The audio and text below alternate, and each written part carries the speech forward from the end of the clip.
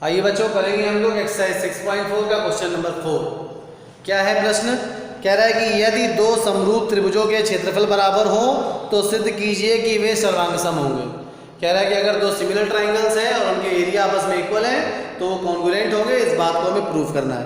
तो सबसे पहले हम दो त्रिभुज बना लेते हैं बच्चों, और यहाँ पर अगर हमें सर्वांगसम सिद्ध करना है, कॉन्ग्रुएंट सिद्ध करना है, तो हम सर्वांगसम त्रिभुज ही बनाएंगे। इस बात का भी ध्यान रखना है कि हम दो सर्वांगसम त्रिभुज ही बनाएं। और ये बात अलग है कि वो समरूप दिए हैं तो हमें उनको सिद्ध उसकी सहायता से सर्वांगसम करना है। तो सबसे पहले चित्र बना लेते हैं जल्दी से।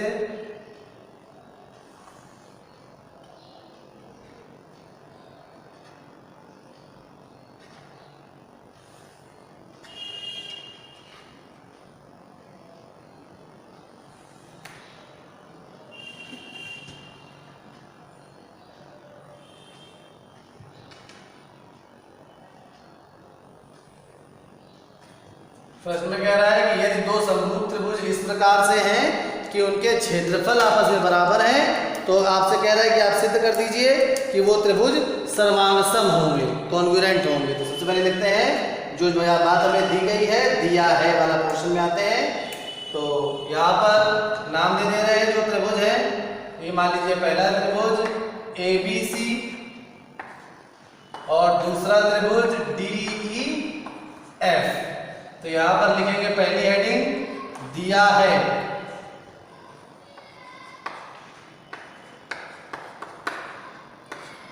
त्रिभुज ABC समरूप है त्रिभुज DEF के। प्रश्न में कह रहा था कि सिद्ध कीजिए दो समरूप त्रिभुजों के क्षेत्रफल बराबर हो तो वो सर्वांगसम होते हैं। ठीक बात। एक बात तो ये दी गई है कि ये समरूप है, और दूसरी बात ये दी गई है कि क्षेत्रफल भी बच्चों बराबर है। अर्थात क्षेत्रफल त्रिभुज ABC बराबर है क्षेत्रफल त्रिभुज DEF के। सिद्ध करना है टू प्रूव। क्या सिद्ध करना है बच्चों? जरा देखिए इसको कि त्रिभुज ABC सर्वांगसम होगा त्रिभुज DEF के। ये बात हमें बच्चों सिद्ध करनी है, और इस प्रश्न में रचना की आवश्यकता नहीं पड़ेगी, तो सीधे उत्पत्ति पे आ जाते हैं। एरिया थ्योरम जो हमने पढ़ी है उसी का एप्लीकेशन है ये, तो सीधे लिखेंगे उपपत्ति।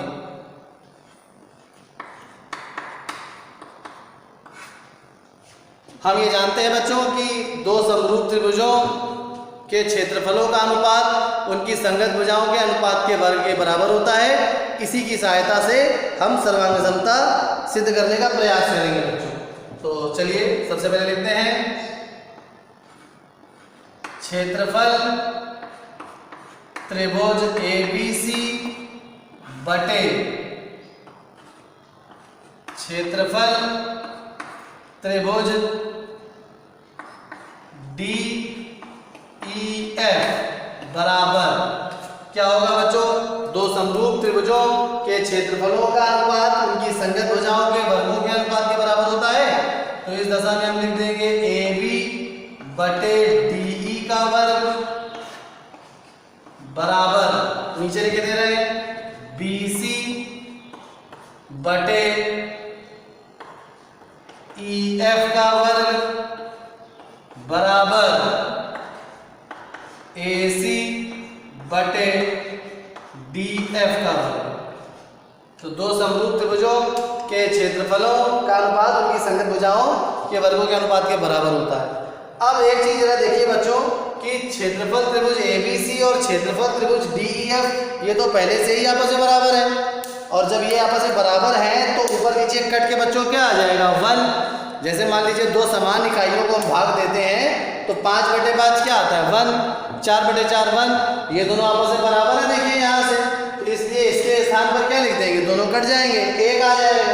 तो अगली पंक्ति में लिखेंगे हम 1 बराबर AB बटे DE का वर्ग। और हाँ बच्चों, यहाँ पर वो लाइन आपको जरूर लिखनी है कि भाई दो समरूप त्रिभुजों के क्षेत्रफलों का अनुपात उनकी संगत भुजाओं के अनुपात के वर्ग के बराबर होता है। ये लाइन अवश्य लिखनी है आपको, यहाँ पर जहाँ में छोड़ दी। AB बटे डी का वर्ग बराबर BC बटे EF का वर्ग बराबर AC बटे DF का वर्ग। अब देखिए यहाँ पर रेफरेंस दे देंगे कि 1 कहाँ से आ गया। 1 इसलिए आ गया बच्चों कि क्षेत्रफल त्रिभुज ABC बराबर है क्षेत्रफल त्रिभुज DEF के, और दो समरूप त्रिभुजों के क्षेत्रफल बराबर थे, ये दिया गया था, तो दो बराबर क्वांटिटीज हैं, कट के बना गया। अब देखिए बच्चों ये भी 1 के बराबर होगा, तो हम क्या लिखेंगे 1 बराबर AB बटे DE का होल स्क्वायर।